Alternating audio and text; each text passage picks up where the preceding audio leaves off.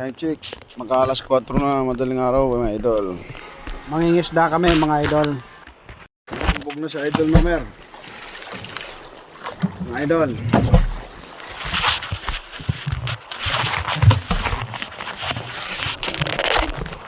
Ayan. Ayan na. Naano nyo na. Binubulabog nyo na yung isda. Ayan. Nandiyan na yung lambat namin sa dulo. Mga idol. Ayan. Tawag sa amin yan dito mga idol, timbog. Binubulabog yung isda para tumakbo sa lambat.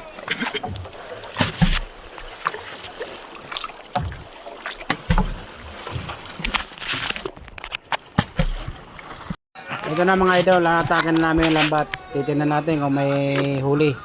Unang ladlad namin yan mga idol. Pasensya na kayo mga idol sa video ko at walang umahawak ng video. Akong taga Sagwan eh.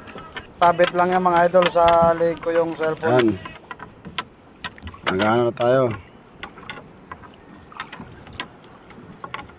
Hila natin yung lambat. Mga idol.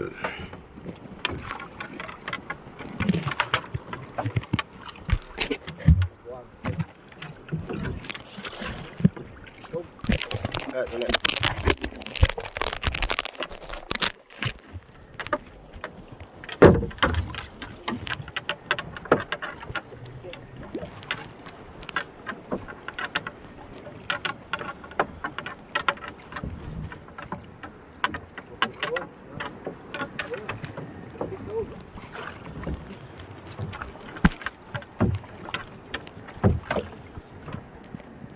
Yan idol, may isda na.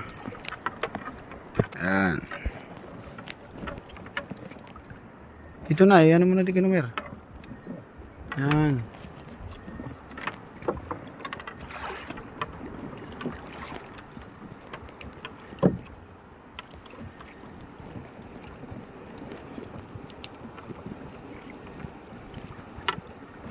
Okay. 2 points, dalawa na tayo. Mga idol. Mga idol, gabi kami nag-isda, mga idol, oh. Dilim. Ano na, alas 4 ng umaga.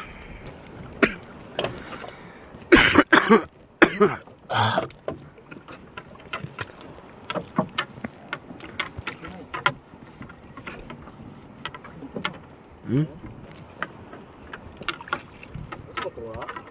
Hmm.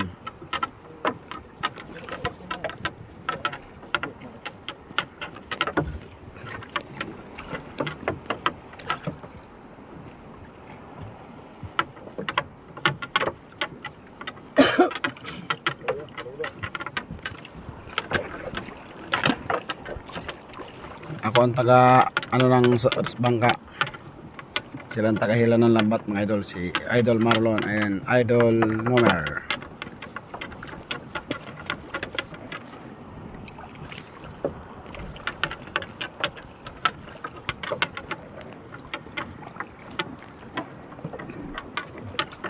Ayan. Fish again.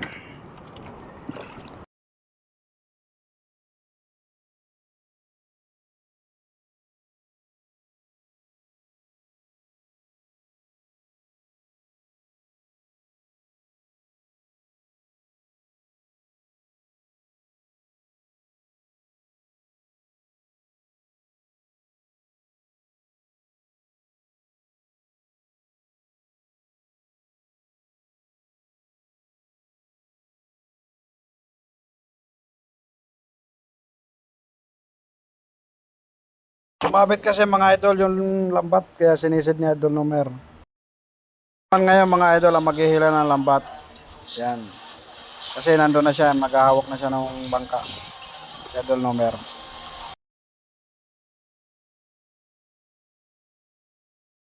Pasensyahan nyo na mga idol yung video ko at walang humahawak ng camera, nakasabit lang sa leg ko yung video.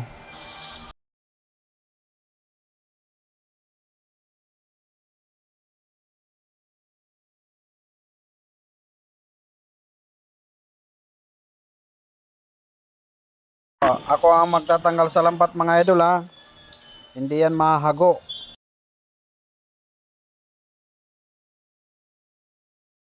Tagalog yan mga idol. Bicol, Tagalog, pinaghalo.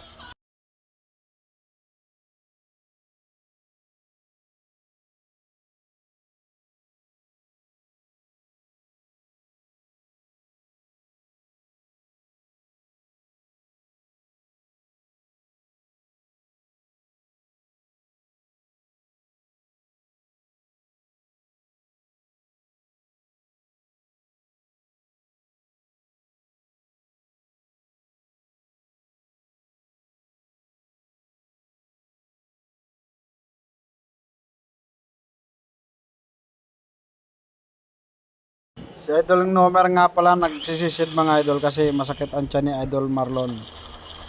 Yan yung kapatid ko. Matinding sumisid yan mga idol. Kaso masakit daw ang tiyan.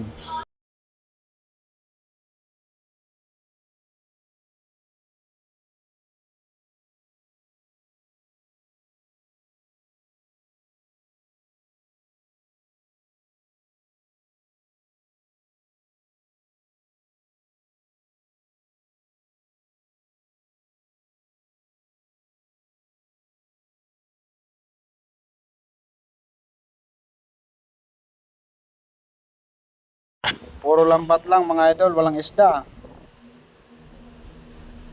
Mahirap yatang isda mga idol. Kaya walang gaanong huli ah.